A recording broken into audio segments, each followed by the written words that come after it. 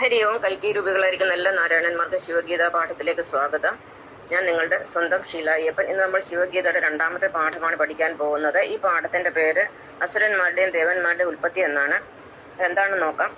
അസുരന്മാരുടെയും ദേവന്മാരുടെയും ഉൽപ്പത്തിക്ക് 12,000 വർഷത്തെ പഴക്കമുണ്ട്. 4 യുഗങ്ങൾ ചേർന്നാൽ ഒരു ചതുർയുഗമാകും. അതായത് സത്യയുഗം, ത്രേതായുഗം, ദ്വാപരയുഗം, കലിയുഗം എന്നിവ ചേർന്നാലാണ് ഒരു ചതുർയുഗം പൂർണ്ണമാകുന്നത്. ഈ ഓരോ യുഗത്തിനും പ്രത്യേകം കാലാവധിയുണ്ട്, അഥവാ ഡ്യൂറേഷൻ ഉണ്ട്. സത്യയുഗത്തിന്റെ കാലാവധി 1200 വർഷം, ത്രേതായുഗം 2400 വർഷം, ദ്വാപരയുഗം 3600 വർഷം, കലിയുഗം 4800 വർഷം. മൊത്തം 4 ചതുർയുഗങ്ങൾ ചേർന്നാൽ 12,000 വർഷം വരും. ഇങ്ങനെ 1000 ചതുർയുഗങ്ങൾ ചേർന്നാൽ പ്രപഞ്ചം ഒരു തവണ ജനിക്കും. പ്രപഞ്ചം ജനിക്കാൻ 1000 ചതുർയുഗങ്ങളുടെ ആവശ്യമുണ്ട്. അതായത് 1000 സത്യയുഗം, 1000 ത്രേതായുഗം, 1000 ദ്വാപരയുഗം, 1000 കലിയുഗം, ഇത്രയും ചേർന്നെങ്കിൽ മാത്രമേ പ്രപഞ്ചം ഒരു തവണ ജനിക്കുകയുള്ളൂ. അതുപോലെ തന്നെ പ്രപഞ്ചം മരിക്കാനും 1000 ചതുർയുഗങ്ങൾ വേണ്ടിവരും. എത്ര സമയം ജനിക്കാൻ എടുത്തോ അത്രയും സമയം മരിക്കാനും വേണ്ടി വരുന്നതാണ്. ഇപ്പോൾ 1000 സത്യയുഗങ്ങൾ, 1000 ത്രേതായുഗങ്ങൾ, 1000 ദ്വാപരയുഗങ്ങൾ കഴിഞ്ഞിരിക്കുന്നു. ഇത് 1000ാമത്തെ കലിയുഗമാണ്. ഈ കലിയുഗത്തിന്റെ അവസാനമാണ് ഭഗവാൻ കൽക്കിയായിട്ട് അല്ലെങ്കിൽ കൽക്കി രാമനായിട്ട് അവതരിച്ചിരിക്കുന്നത്. പക്ഷെ നമ്മളിപ്പോൾ ഭഗവാനെ കുറിച്ചൊന്നും അല്ല പഠിക്കാൻ പോകുന്നത്. നമ്മളിപ്പോൾ അസുരന്മാരെയും ദേവന്മാരുടെയും ഉൽപ്പത്തിയെ കുറിച്ചാണ് പഠിക്കുന്നത്. അപ്പൊ ഈ കഴിഞ്ഞ അവസാനത്തെ ഈ ചതുർയുഗത്തിലാണ് ദേവന്മാരും അസുരന്മാരും ജനിക്കുന്നത്. അപ്പൊ ദേവന്മാരും അസുരന്മാരും ജനിക്കുന്നതിന് മുമ്പ് തന്നെ നമ്മുടെ പൂർവികരായ ആദിവാസികളായ ഹരിജനങ്ങളും ഗിരിജനങ്ങളും ഒക്കെ ഈ ലോകത്തുണ്ടായിരുന്നു. അവർ പ്രകൃതിയുമായി ഇണങ്ങിയ ഒരു ജീവിതമാണ് നയിച്ചുകൊണ്ടിരുന്നത്. മീൻ പിടിച്ചും മൃഗങ്ങളെ വേട്ടയാടിയും അല്ലെങ്കിൽ നായാട്ടം നടത്തിയും പ്രകൃതി വിഭവങ്ങൾ ഭക്ഷിച്ചും ആർക്കും ഒരു ഉപദ്രവവും കൂടാതെ ജീവിച്ചിരുന്ന ആളുകളായിരുന്നു നമ്മുടെ പൂർവികർ. അവരിപ്പോഴും അവരുടെ ആളുകൾ ഇന്നും നമ്മുടെ ഈ ലോകത്തിന്റെ പല ഭാഗത്തായിട്ട് നമുക്ക് കാണാൻ സാധിക്കുന്നതാണ്. ഒരു നിരുപദ്രവകാരികളായ മനുഷ്യരായിരുന്നു അവർ. അതുകൊണ്ട് അവരെ നമുക്ക് സാധാരണ മനുഷ്യർ അഥവാ ബ്രഹ്മരെന്ന് വിളിക്കാവുന്നതാണ്. അപ്പം ഈ ബ്രഹ്മാവിൽ നിന്നാണ് മറ്റ് സന്താനങ്ങൾ അല്ലെങ്കിൽ മറ്റു മനുഷ്യരുണ്ടായെന്ന് നമ്മൾ കേട്ടിട്ടുണ്ട്. സനാതന ധർമ്മത്തിൽ അങ്ങനെ പറയുന്നുണ്ട്. ബ്രഹ്മാവിൽ നിന്നാണ് ദേവന്മാരും അസുരന്മാരും മറ്റെല്ലാ തരത്തിലുള്ള മനുഷ്യരും ഉണ്ടായിരിക്കുന്നത്. ബ്രഹ്മാവ് എന്ന് പറഞ്ഞാൽ എന്താണ്? സാധാരണ മനുഷ്യർ എന്നുള്ള അർത്ഥം മാത്രമേ അതിനുള്ളൂ. കാരണം പ്രകൃതിയുമായിട്ട് ഇണങ്ങി കഴിഞ്ഞ നിരുപദ്രവകാരികൾ, ആർക്കും ഒരു ഉപദ്രവം ചെയ്യാത്ത മനുഷ്യരാണ് സാധാരണ മനുഷ്യർ. അവരെയാണ് നമ്മൾ ബ്രഹ്മരെന്ന് പറയുന്നത്. അപ്പൊ നമ്മുടെ യഥാർത്ഥ പൂർവികരെന്ന് പറയുന്ന ഈ ഗിരിവർഗ ഹരിജനങ്ങളും അല്ലെങ്കിൽ ആദിവാസികളുമായ മനുഷ്യരായിരുന്നു. അപ്പൊ ഈ സാധാരണ മനുഷ്യരായ ആദിവാസികൾ അഥവാ പ്രകൃതിദത്തരായ മനുഷ്യർ, അതായത് ഹരിയിൽ നിന്ന് ജനിച്ച ഭഗവാൻ നാരായണനിൽ നിന്ന് ജനിച്ച മനുഷ്യരാണ് നമ്മുടെ പൂർവികര്. അവരിലാണ് കശ്യപ മഹർഷി ജനിച്ചത്. കശ്യപ മഹർഷി എന്ന് പറയുന്നത് ഒരു സപ്തർഷികളിൽ ഒരാളാണ്. ബ്രഹ്മാവിന്റെ പുത്രനായിട്ട് പറയപ്പെടുന്നു. അദ്ദേഹം ജീവിച്ചിരുന്ന കാശ്മീരിലാണ്. അദ്ദേഹത്തിന്റെ പേരിലാണ് കാശ്മീർ എന്ന വാക്ക് തന്നെ വന്നിരിക്കുന്നത്. അദ്ദേഹത്തിന് 13 ഭാര്യമാരായിരുന്നു ഉണ്ടായിരുന്നത്. പണ്ട് കാലത്ത് മഹർഷിമാരെല്ലാം വിവാഹം കഴിക്കുന്നവരായിരുന്നു. അവർക്ക് കുടുംബജീവിതം ഉണ്ടായിരുന്നു. അപ്പൊ അദ്ദേഹത്തിന്റെ 13 ഭാര്യമാരെന്ന് പറഞ്ഞാൽ 13 സഹോദരിമാരാണ്. അവർ ദക്ഷ പ്രജാപതിയുടെ പുത്രിമാരായിരുന്നു എന്നാണ് പറയപ്പെടുന്നത്. അതില് ഏറ്റവും പ്രധാനപ്പെട്ട 2 ഭാര്യമാരായിരുന്നു അതിഥിയും ദിതി. ഏറ്റവും മൂത്തവരവരായിരുന്നു. നമ്മൾ കേട്ടിട്ടുണ്ടല്ലോ, രാജാക്കന്മാർക്കൊക്കെ ഒരുപാട് ഭാര്യമാരുണ്ടെങ്കിൽ അവരിൽ 1-2 പേരായിരിക്കും ഒരു പട്ടമകക്ഷികൾ അല്ലെങ്കിൽ അവര് പട്ടറാണികളായിട്ട് അറിയപ്പെടുന്നത്. ഇപ്പൊ ശ്രീകൃഷ്ണ ഭഗവാന് 8 ഭാര്യമാരുണ്ടായിരുന്നു. അതില് രുക്മിണിയും സത്യഭാമയുമാണ് ഏറ്റവും മുൻപന്തിൽ നിന്നിരുന്നത്. എന്ന് പറഞ്ഞ പോലെ കശ്യപ മഹർഷിയുടെ 13 ഭാര്യമാരിൽ ഏറ്റവും പ്രാധാന്യം അർഹിക്കുന്നവരായിരുന്നു അതിഥിയും ദിതിയും. അതിഥി ജന്മം കൊടുത്ത സൽപുത്രന്മാരാണ്. അവരെയാണ് ദേവന്മാർ അഥവാ വൈഷ്ണവർ എന്ന് പറയുന്നത്. അവർ സൽസ്വഭാവികളായ മക്കളായിരുന്നു.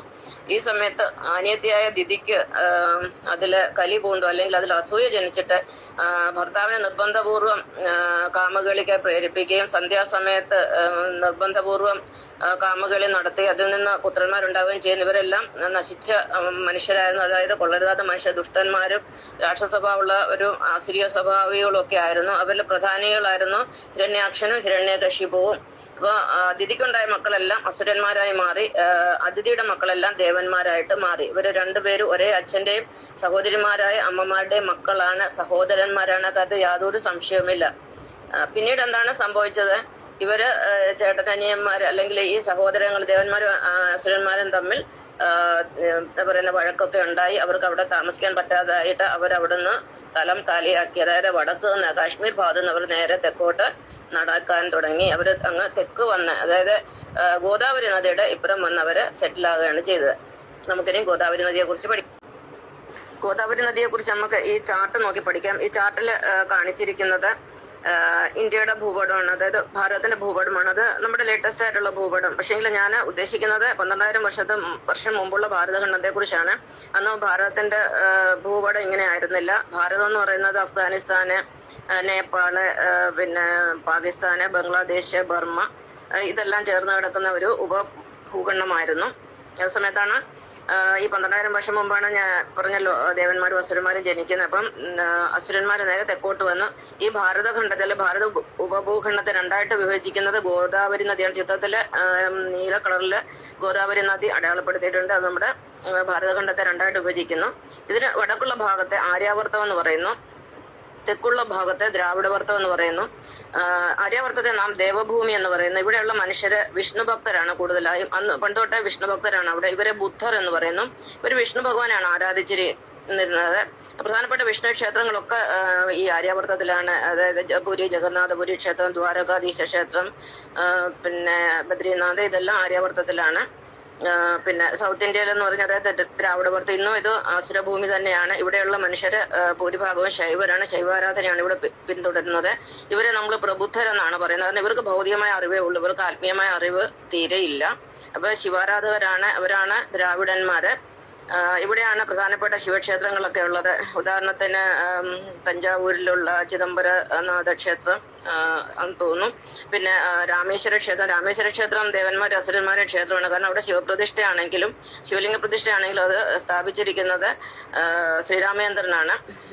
അതും ഒരു ശിവക്ഷേത്രം തന്നെയാണ്. പിന്നെ പളനി എന്ന് പറയുന്നത് പിന്നെ ശിവഭഗവാന്റെ പുത്രനായ മുരുകന്റെ ക്ഷേത്രമാണ്. പിന്നെ മധുരമീനാക്ഷി എന്ന് പറയുന്നത് പാർവതി ദേവിയുടെ ക്ഷേത്രമാണ്. പിന്നെ ബൃഹദേശ്വര ക്ഷേത്രം, അങ്ങനെ ഒരുപാട് ഈ ശിവക്ഷേത്രങ്ങളൊക്കെ ഈ ദ്രാവിഡവർത്തത്തിലാണുള്ളത്. ദ്രാവിഡവർത്തത്തിലുള്ളവരൊക്കെ പൊതുവെ സനാതന വിരോധികളാണ്, ദേവവിരോധികളാണ്. അത് ഇന്നും അങ്ങനെ തന്നെയാണ് ഉള്ളത്. അപ്പൊ അന്ന് വന്ന ഹിരണ്യാക്ഷനും ഹിരണ്യകശിപുവും ഒക്കെ ഈ സൗത്ത് ഇന്ത്യയിൽ, അതായത് ദ്രാവിഡവർത്തത്തിലെ ആന്ധ്രയിലാണ് സെറ്റിലായത്. ആന്ധ്രയില് ഇന്നും അവര് താമസിച്ച സ്ഥലങ്ങളൊക്കെ ഉണ്ട്. പ്രഹ്ലാദൻ ജീവിച്ചിരുന്ന സ്ഥലങ്ങളൊക്കെ ഇന്ന് നമുക്ക് അവിടെ പോയി അന്വേഷിച്ചാൽ കണ്ടെത്താൻ സാധിക്കുന്നതാണ്. ആ ഹിരണ്യാക്ഷന്റെ ഹിരണ്യകശിപുവിന്റെയും പരമ്പരയാണ് ഇന്ന് ലോകം മുഴുവനും വ്യാപിച്ചു കിടക്കുന്ന അസുരന്മാര്. അസുരന്മാരെന്ന് പറഞ്ഞാൽ കൊള്ളരുതാത്ത മനുഷ്യരെയാണ് നമ്മൾ അസുരന്മാരെന്ന് പറഞ്ഞാൽ. അവർക്ക് ദൈവഭക്തി തീരെ കുറവാണ്. പ്രത്യേകിച്ച് ഇവരൊക്കെ ശിവഭക്തരാണ്, ഭൗതികവാദികളാണ്. അവിടെ നിന്നും പ്രഹ്ലാദന്റെ ചെറുമകനായ മഹാബലി പിന്നെ തമിഴ്നാട്ടിലെ മഹാബലിപുരം ആസ്ഥാനമാക്കിയാണ് പിന്നെ ഭരിച്ചുകൊണ്ടിരുന്നത്. അദ്ദേഹം ഒരു നല്ല രാജാവായിരുന്നു. ഒരു എന്താ പറയുന്ന പേര് കേട്ട, കീർത്തി കേട്ട, ദയാലുവായ, ദാനശീലനായ ഒരു രാജാവായിരുന്നു. ദേവന്മാരെ പോലെ അത്രയും പരിശുദ്ധനായ ഒരു രാജാവായിരുന്നെങ്കിൽ അതുകൊണ്ട് ദേവന്മാർക്ക് പോലും മഹാബലിയെ ഭയമായിരുന്നു. കാരണം മഹാബലി ഇത്രയും നല്ലവനായി വരാൻ കാരണം പ്രഹ്ലാദനാണ്. പ്രഹ്ലാദൻ പരമ വിഷ്ണു ഭക്തനായിരുന്നു. അദ്ദേഹത്തിന്റെ ചെറുമകനായിരുന്നുകൊണ്ടാണ് മഹാബലിക്ക് ആ ഒരു സ്വഭാവ ഗുണങ്ങളൊക്കെ കിട്ടിയത്. അപ്പം ദേവന്മാര് ഈ അസുരരാജാവാണല്ലോ എന്ത് പറഞ്ഞാലും. അപ്പൊ മഹാബലിയിൽ ഭയം ജനിക്കുകയും അവര് വിഷ്ണു ഭഗവാനെ പ്രാർത്ഥിക്കുക, അദ്ദേഹം അവതരിച്ച് വാമനായിട്ട് വന്നിട്ട് മഹാബലിയെ പതാളത്തിൽ ചവിട്ടി താക്കുകയും ചെയ്തു. ഇനി അസുരന്മാർ എത്ര നല്ല സ്വഭാവം എടുത്തെന്ന് പറഞ്ഞാൽ ഇവരുടെ അസുരീയ സ്വഭാവം കൊണ്ട് എപ്പോഴാണ് ഇവരത് പുറത്തെടുക്കുന്നത് പറയാൻ പറ്റത്തില്ല. അതുകൊണ്ട് ഒരിക്കലും അസുരന്മാരെ നമുക്ക് വിശ്വസിക്കാൻ പറ്റുകയില്ല. മഹാബലിയുടെ പതാള ഗമനത്തോടു കൂടി സത്യയുഗം തീരുകയും ഭൂലോകത്ത് ബ്രഹ്മപ്രളയം ഉണ്ടായി. അവിടെ ഭാരതഖണ്ഡത്തിന്റെ തെക്ക് ഭാഗത്തുള്ള പല സ്ഥലങ്ങളും ഇല്ലാതായി. ശ്രീലങ്കയൊക്കെ അവിടെ നിന്ന് വിട്ടുപോയി. കൂടാതെ പിന്നെ കുമാരിഖണ്ഡമൊക്കെ ബംഗാൾ കടലിൽ ആണ്ടുപോയി. അതിനുശേഷം ഭാരതത്തിൽ നിന്ന് കുറെ അസുരന്മാര് ശ്രീലങ്കയിൽ അകപ്പെട്ടു. ആ പരമ്പരയിൽപ്പെട്ടതാണ് രാവണനും കുംഭകർണനും വിഭീഷണനും ഒക്കെ. അപ്പം പിന്നീട് അടുത്ത യുഗം വന്നു, ത്രേതായുഗം വന്നു. ഇപ്പൊ കേരളമൊക്കെ കടലിലായിരുന്നു, അത് പരശുരാമൻ വീണ്ടെടുത്തു. പിന്നീട് രാമരാവണ യുദ്ധം ഉണ്ടാകുന്നു. അതിൽ രാവണനും മറ്റു അസുരന്മാരൊക്കെ വധിക്കപ്പെട്ടു. വിഭീഷണൻ രക്ഷ പ്രാപിച്ചു. കാരണം വിഭീഷണൻ ഒരു വിഷ്ണു ഭക്തനായിരുന്നു. വിഭീഷണന്റെ കാലത്തിന് ശേഷം, അതായത് വിഭീഷണൻ രാജാവായി.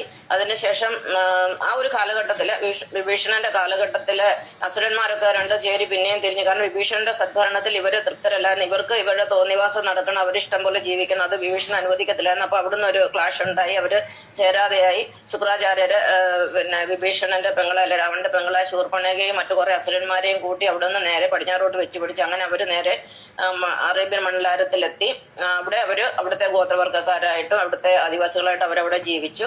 അങ്ങനെ ഈ 12,000 വർഷമായിട്ട് ഇവര് ഇന്ത്യയിൽ നിന്നും പിന്നീട് ശ്രീലങ്കയിലെത്തി. ശ്രീലങ്കയിൽ നിന്ന് വീണ്ടും അവര് അറേബ്യയിലെത്തി. പിന്നീട് ഈ അറേബ്യയിൽ വന്ന ആദിവാസികളല്ലെ ഗോത്രവർഗ്ഗക്കാരിൽ നിന്നാണ് ഇസ്ലാം മതമൊക്കെ ഉണ്ടാകുന്നത്. അവരും അസുരന്മാരായി. പിന്നെ അതിൽ നിന്ന് കുറെ ആൾക്കാർ ഇവിടെ ലോകത്തിന്റെ നാനാ ഭാഗത്ത്, അന്ന് പോപ്പുലേഷൻ ഒന്നും ഇല്ലല്ലോ, എല്ലായിടവും ഇങ്ങനെ കാലിയായി കിടക്കുമല്ലേ, ഇവരെല്ലായിടത്തും അങ്ങനെ എത്തിച്ചേർന്നു. അതുപോലെ ദേവന്മാരായാലും ഈ ഉത്തരേന്ത്യയിലൊന്നും ഒതുങ്ങിയില്ല. അവിടുന്ന് അവരും പല സ്ഥലങ്ങളിലോട്ടൊക്കെ വ്യാപിച്ചു. അങ്ങനെ എല്ലാ സ്ഥലത്തും, ഈ ഭൂമിയിൽ എല്ലാ സ്ഥലത്തും ദേവന്മാരും ഉണ്ട്, എല്ലാ സ്ഥലത്തും അസുരന്മാരുണ്ട്. എന്തിനു ഭൂമിയിലെ പറയുന്നു, നമ്മുടെ ഓരോ വീട്ടിലും ഒരു ദേവനും ഒരു അസുരനും തീർച്ചയായും ഉണ്ടായിരിക്കും. കാരണം ഒരാൾ നല്ല സൽസ്വഭാവിയാണ്, ഒരാൾ നേരെ അതിന്റെ എതിർ സ്വഭാവമായിരിക്കും. ഇങ്ങനെയാണ് അസുരന്മാരുടെയും ദേവന്മാരുടെയും ഉൽപ്പത്തി. നന്ദി, നമസ്കാരം.